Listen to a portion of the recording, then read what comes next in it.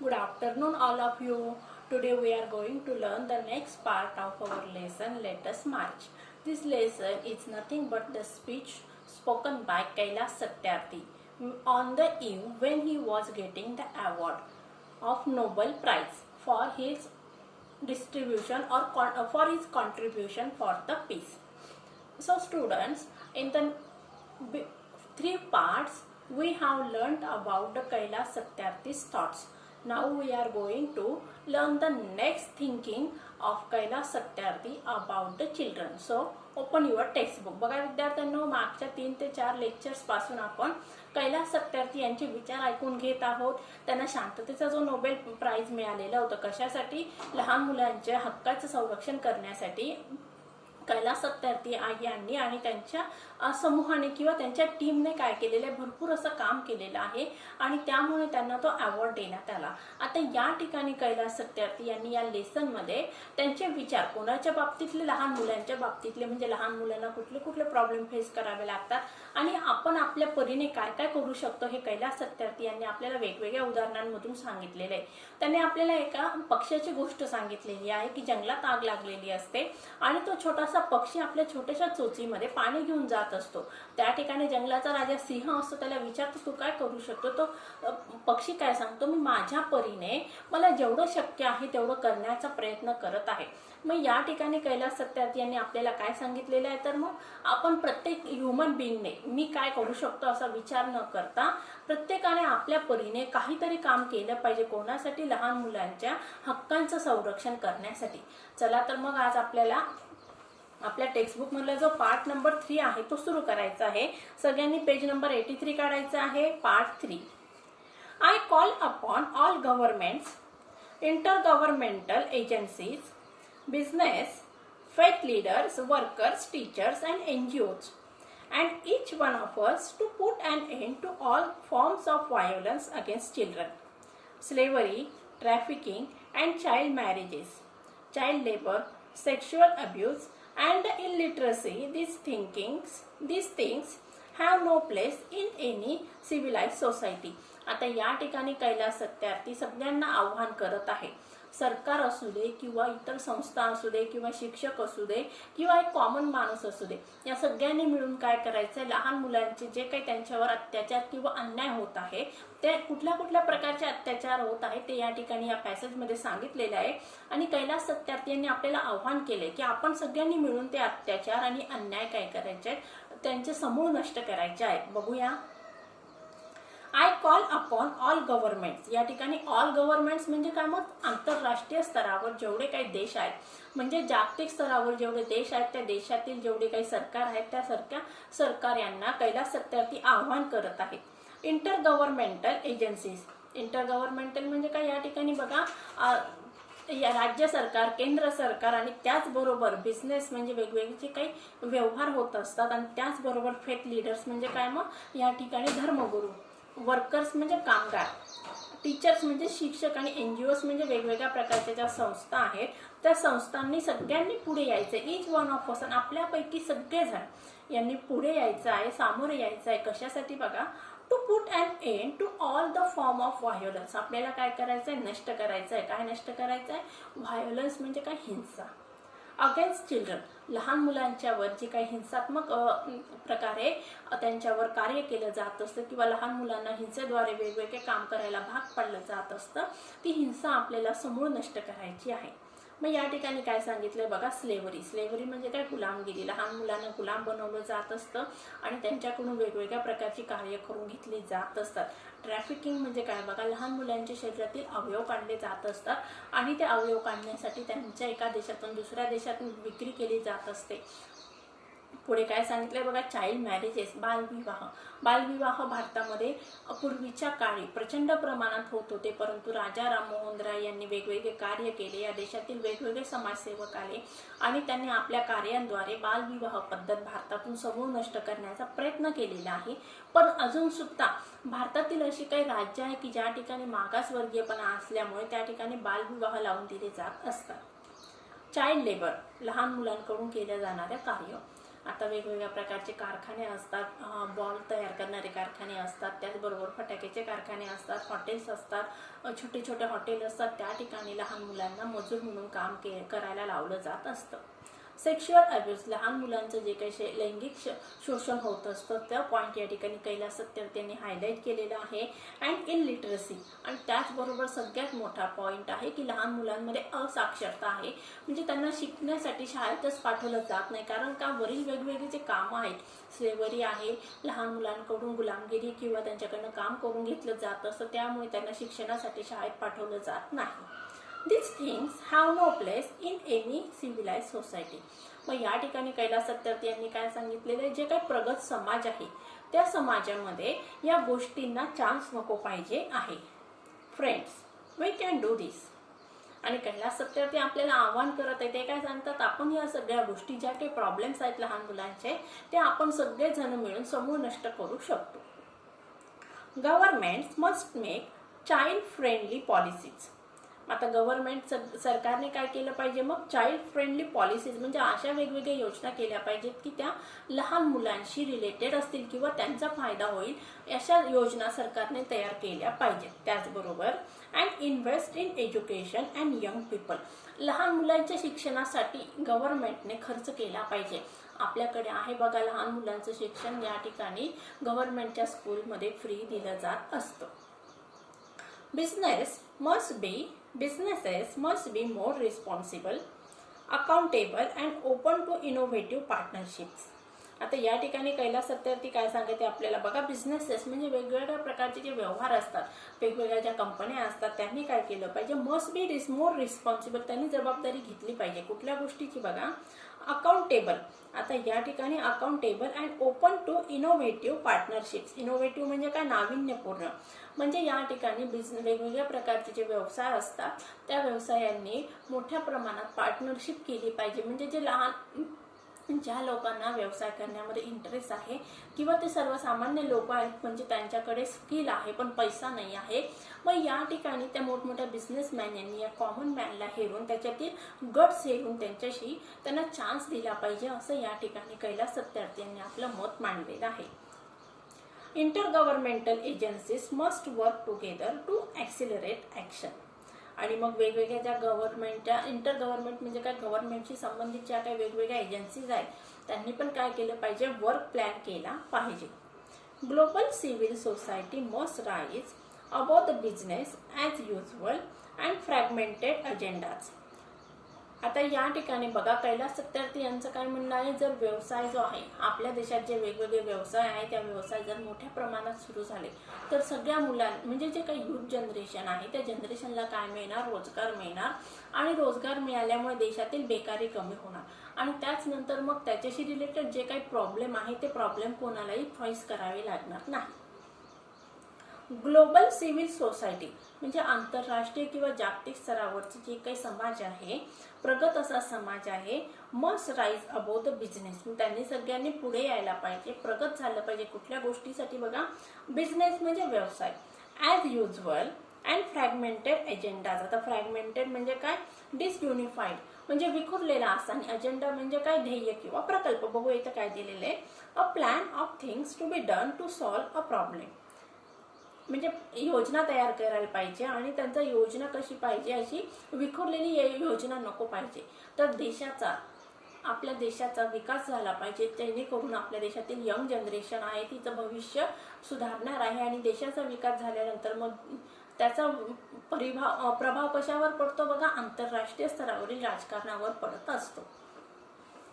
Faith leaders and institutions and all of us must stand with our children.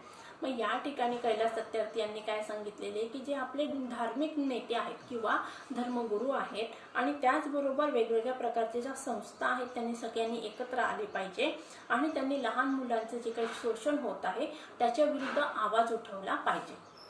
बघूया पुढे. We must be bold, we must be ambitious and we must have the will. We must keep our promises. आता या ठिकाणी कैलास सत्यार्थी यांनी आपल्या सगळ्यांना काय सांगितलेलं आहे, आपण सगळ्यांनी काय बनलं पाहिजे, लीडर बनलं पाहिजे. आपण कुठल्याही गोष्टीला घाबरायला नको पाहिजे. मस्ट हे काय ठिकाणी, या ठिकाणी मॉडेल ऑक्झिलरी व्हर्ब आहे. याचा अर्थ काय होतो, मस्ट म्हणजे काय, कंपल्शन किंवा obligation. We must be ambitious. आपण कसं पाहिजे, ॲम्बिशियस म्हणजे काय, आपल्यामध्ये एखादी गोष्ट प्राप्त करण्यासाठी आपल्यामध्ये इच्छा पाहिजे किंवा आकांक्षा पाहिजे. And must have the will, आणि त्याचबरोबर ती गोष्ट पूर्ण करण्यासाठीची इच्छा किंवा आकांक्षा किंवा जिद्द पाहिजे. We must keep our promises. आता या ठिकाणी बघा, we must keep our promises, याचं चेंज द व्हॉइस कसं होणार, our promises must be kept by us. काय लिहिलं सांगितलं बघा मी, याचं change the voice, our promises must be kept by us. Over 50 years ago on the first day of my school. आता या ठिकाणी बघा, कैलास सत्यार्थी पुन्हा फ्लॅशबॅक मेथडमध्ये गेलेले आहेत. काय सांगतात ते की ओव्हर 50 years ago, 50 वर्षापूर्वी काय झालेलं आहे, ज्यावेळेस माझ्या शाळेचा पहिला दिवस होता. म्हणजे या ठिकाणी कैलास सत्यार्थी त्यांचं बालपण आठवत आहे. काय सांगतात बघा, ते फ्लॅशबॅक मेथडमध्ये गेलेले आहेत. First day of my school, I met a cobbler boy my age sitting outside the gate of my school. मग कैलास सत्यार्थी काय सांगतात बघा, मी ज्यावेळेस शाळेत पहिल्या दिवशी ज्यावेळेस मी शाळेत गेलो, त्या पहिल्या दिवशी मला काय दिसलेलं दृश्य, तर माझ्या शाळेचं जे गेट आहे त्या गेटच्या बाहेर मला एक चांभाराचा मुलगा भेटला. माय एज म्हणजे कैलास सत्यार्थी यांच्या वयाचाच होता आणि तो त्या ठिकाणी तो बाहेर बसलेला होता. I asked my teachers. मग कैलास सत्यार्थी यांनी बघा आपल्या शिक्षकांना प्रश्न विचारलेला आहे. बघा, आपल्याकडे एक म्हण आहे, विद्यार्थ्यांना बाळाचे पाय पाळण्यात दिसतात. आता या ठिकाणी कैलास सत्यार्थी यांचं वय किती असणार आहे, हार्डली 3 ते 4 वर्ष. पण एवढ्याशा लहान वयामध्ये त्यांच्यामध्ये किती समज आहे, आणि ती समज त्यांनी पुढे प्रगल्भरित्या तिचा वापर केलेला आहे. आणि त्यांनी नंतर मग लहान मुलांचं जे शोषण होतं, लहान मुलांवर जे अन्याय होतात, अत्याचार होतात, तिचा समूळ नष्ट करण्यासाठी त्यांनी धडाडीने कार्य केलेलं आहे.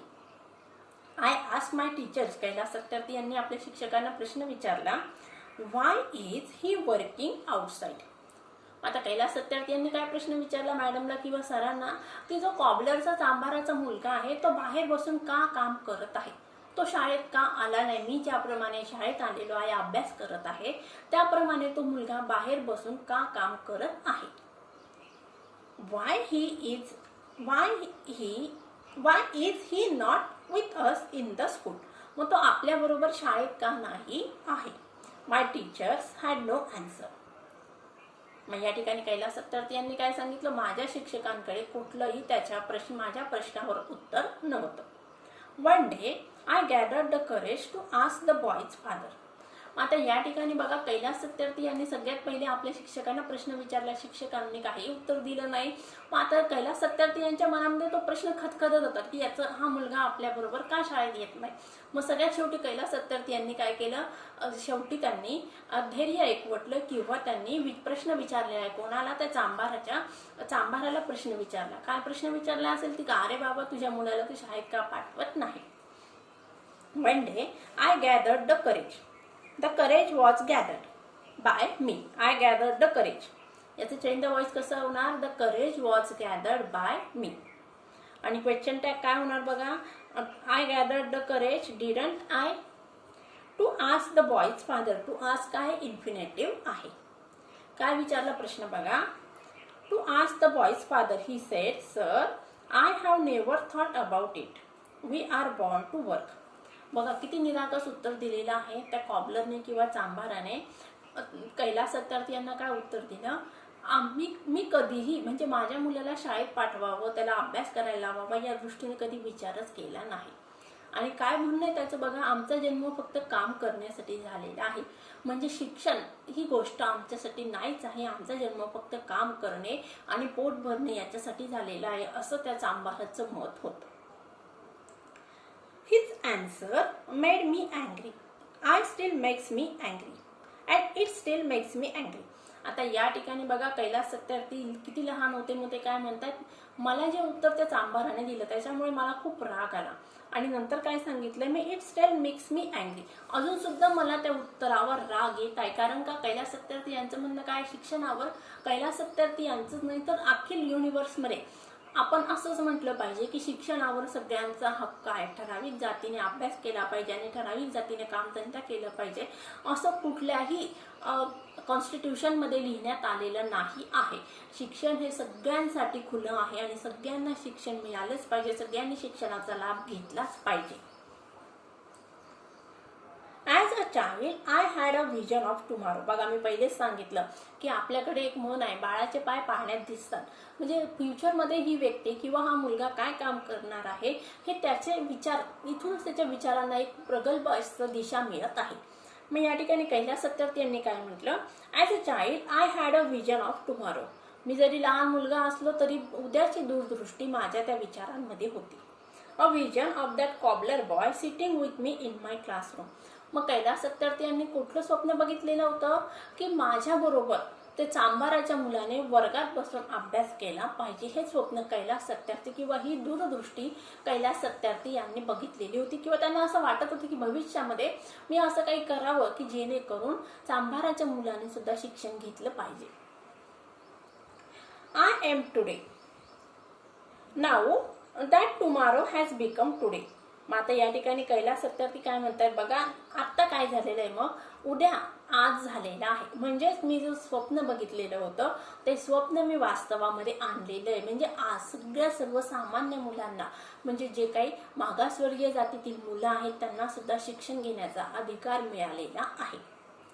I am today, you are today. काय सांगतात बघा Kailash Satyarthi, I am today म्हणजे काय, मी आज वास्तव आहे, तुम्ही सुद्धा सगळे वास्तव आहेत. म्हणजेच या ठिकाणी सगळ्यांना शिक्षणाचा अधिकार मिळालेला आहे.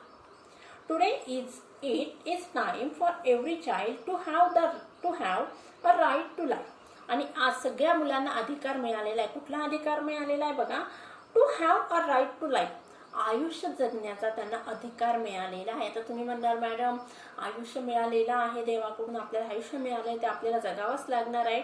पण या ठिकाणी बघा, जन्माला आला हेला आणि पाणी भरता भरता मेला असं नाही आहे. कैलास सत्यार्थी यांना सांगायचं आहे की आयुष्य हे आपल्याला आपल्या मनाने न जगता, म्हणजे आपल्या मनाने न जगता म्हणजे या आयुष्यामध्ये देवाने ज्या काही गोष्टी बनवलेल्या आहेत त्याचा आपण आस्वाद घेतोच, पण एक विशिष्ट असं जे काही कल्चरल लाईफ आहे ते आपल्याला जगायचं आहे. म्हणजे आपल्याला शिक्षण घ्यायचं आहे, प्रगती करायची आहे.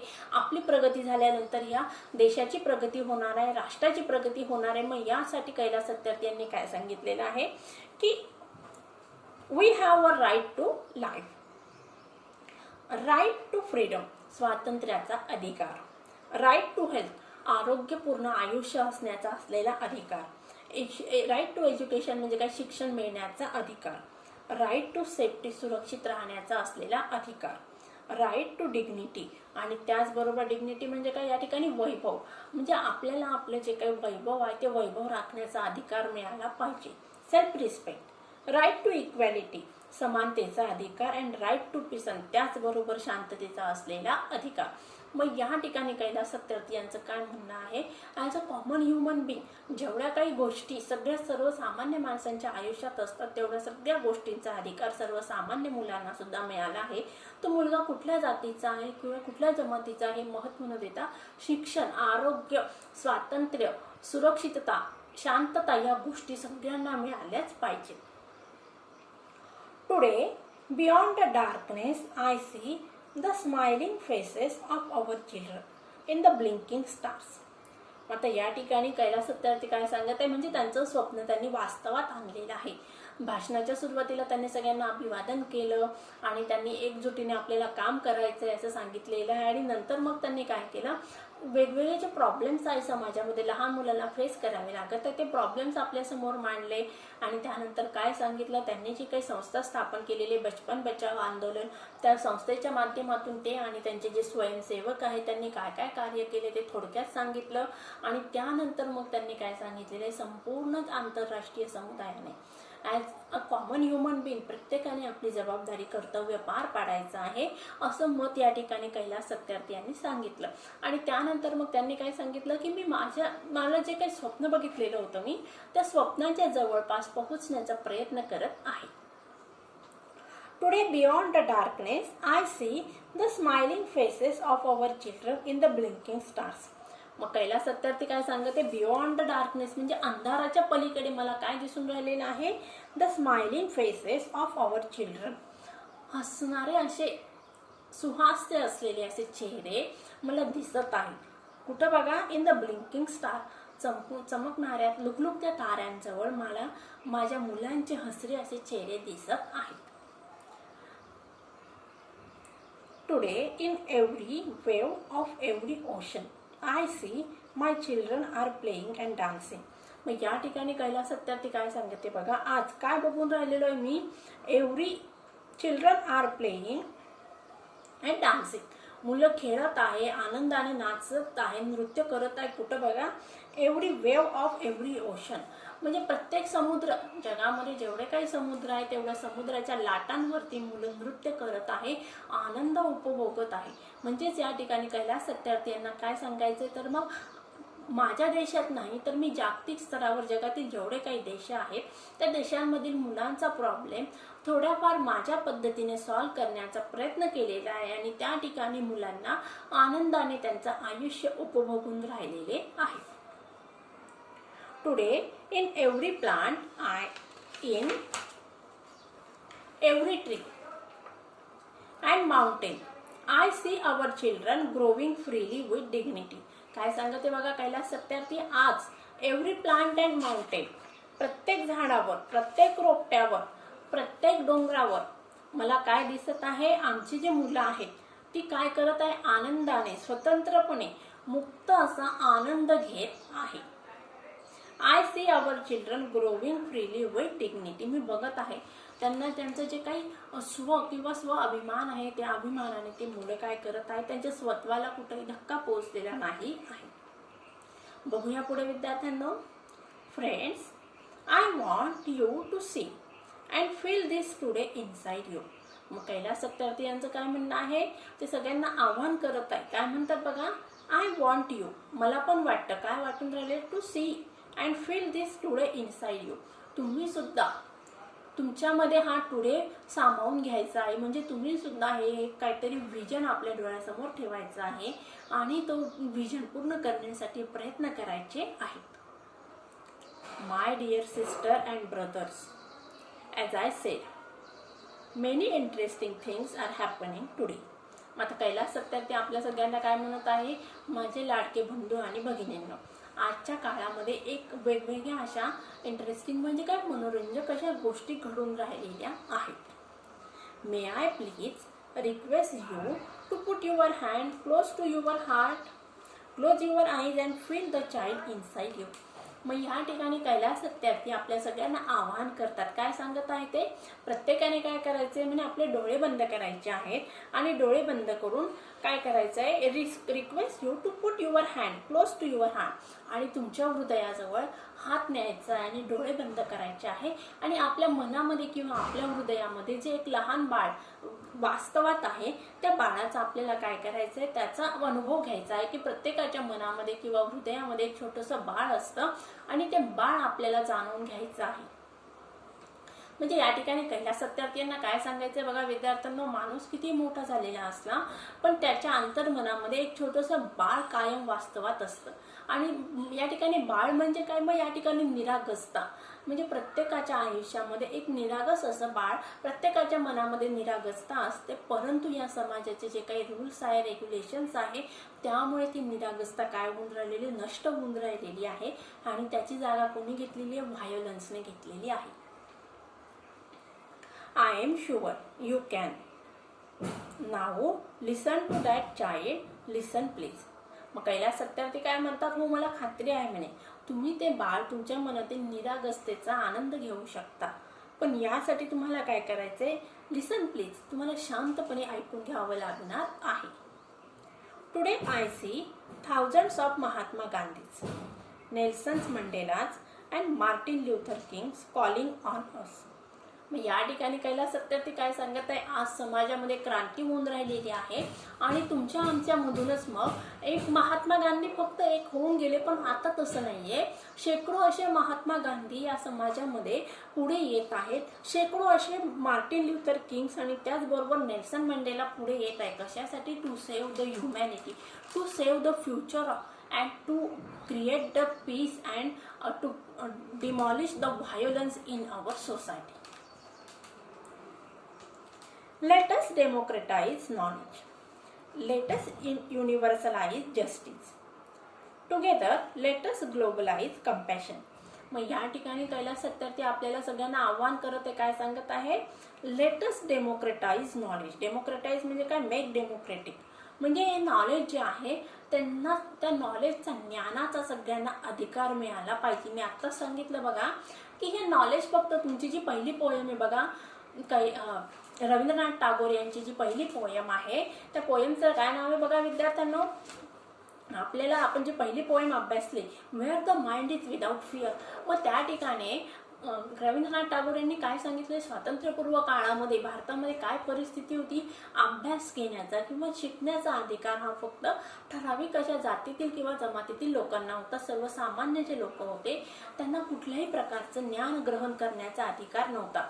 मग या ठिकाणी कैलास सत्यार्थी यांचं काय म्हणणं आहे की सगळ्यांना, कुठल्याही जातीचा, धर्माचा, कुठल्याही स्तरावरील व्यक्ती असू दे, तो चांभार असू दे, कुंभार असू दे, लोहार असू दे किंवा ब्राह्मण असू दे, त्या प्रत्येकाच्या मुलाला ज्ञान घेण्याचा अधिकार आहे. आणि ज्ञान मिळाल्यानंतर काय होणार आहे? समाजाची प्रगती होणार आहे, समाजातील हिंसा बाजूला होणार आहे, मुलांवर होणारे अन्याय अत्याचार दूर होणार आहे.